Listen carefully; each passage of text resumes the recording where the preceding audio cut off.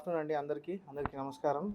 So మీ అందరికీ తెలిసిన విషయమే, ఇది 3rd of Augustకి ఒక fishing boat GSL medical institutions మరియు కిమ్యూ ఇంటర్నేషనల్ యూనివర్సిటీ భాగస్వామ్యంతో ఇండియన్ అలైన్డ్ ఎంబీబీఎస్ కోర్స్ అడ్మిషన్లు అందిస్తోంది neo.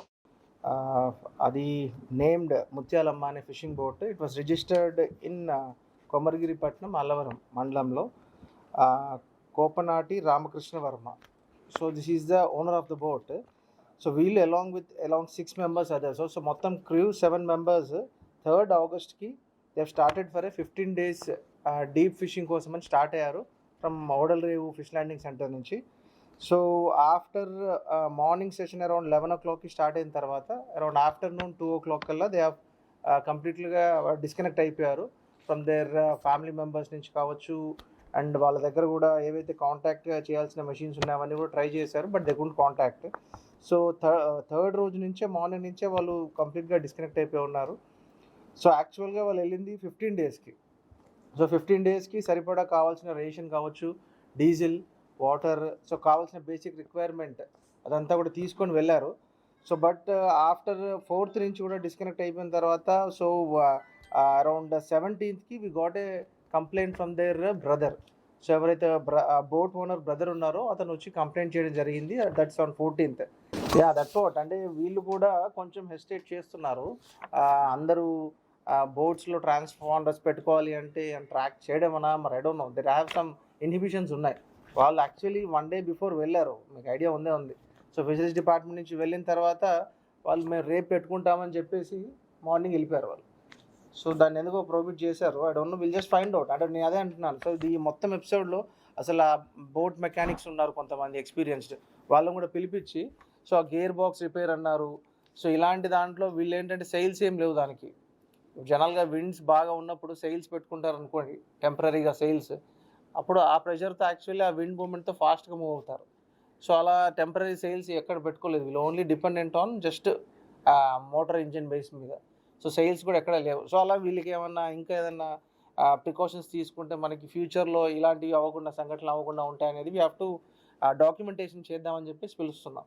So once the reach problem కానీ ఇంజన్ కాదు. Okay, it's a gear box problem అని చెప్పారు.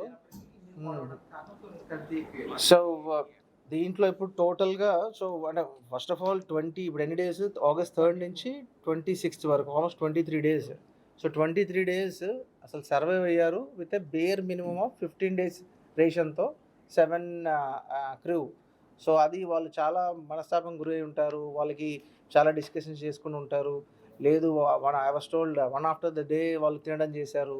సో డ్రింకింగ్ వాటర్ ఎలా షేర్ చేసుకున్నారు, ఇవన్నీ it's very big experiences. So వాటన్నిటిని డాక్యుమెంట్ చేస్తే మనము ఎలా ప్రివెంట్ చేయొచ్చు, ఇంకేమన్నా లాంగ్ వాయేజెస్ వెళ్ళేటప్పుడు ఫిషర్మెన్కి మనం ఏం సపోర్టింగ్గా ఇవ్వచ్చు అనేది ఒకసారి డిస్కస్ చేద్దామని చెప్పి, సో మండే రోజు వీఆర్ ప్లానింగ్ దట్. సో దాంతో కాంప్రిహెన్సివ్గా ఒక 2-3 daysలో వీళ్ళు కమ్అట్ విత్ డాక్యుమెంట్. సో అసలు వీళ్ళకి ఏం జరిగింది ఏంటి అనేది, that will have some good information to all the fishermen.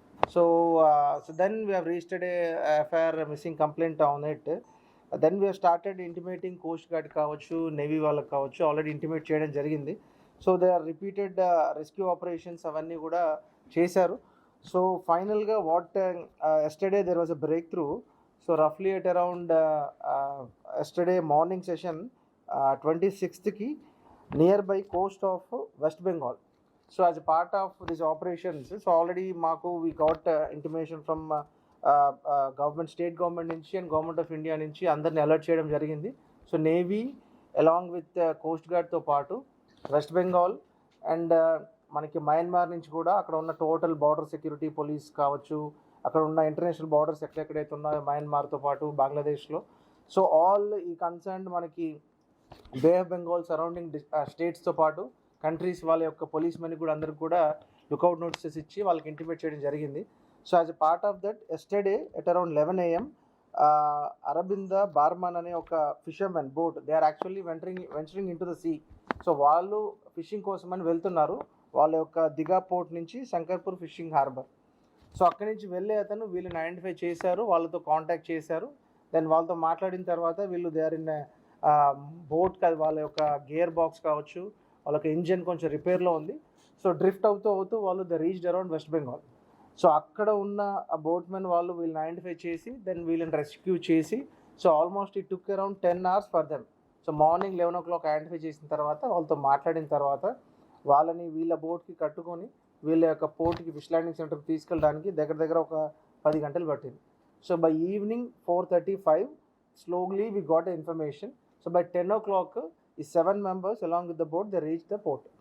So ఆ 7 members కూడా అందరూ హెల్దీగానే ఉన్నారు except one boat driver Tatarao అని, అతను కొంచెం అనీజీగా ఉన్నాడు. సో ఆల్రెడీ ఆ 7 members కూడా ఇనిషియల్గా అక్కడ మెరైన్ పోలీస్తో పాటు they take them to the hospital. అక్కడ ఉన్న హాస్పిటల్లో అన్ని చెకప్స్ చేసి అన్ని కరెక్ట్గా ఉన్నారా లేదా, డిజోరియంటెడ్గా ఉన్నారా, వాళ్ళ బేసిక్ వైటల్స్ అన్నీ కరెక్ట్గా ఉన్నాయా లేదా చెక్ చేయడం జరిగింది.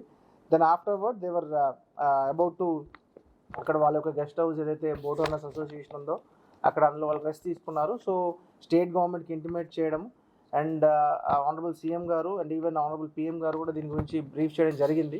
సో వీళ్ళందరూ కూడా సేఫ్గా ఉన్నారని చెప్పేసి సో స్టేట్ గవర్నమెంట్ నుంచి we already sent a vehicle to pick up and ఇక్కడ ఉన్న మా ఫిషరీస్ డెవలప్మెంట్ ఆఫీసర్ని కూడా పంపించాము కోఆర్డినేషన్ చేసుకోవడానికి.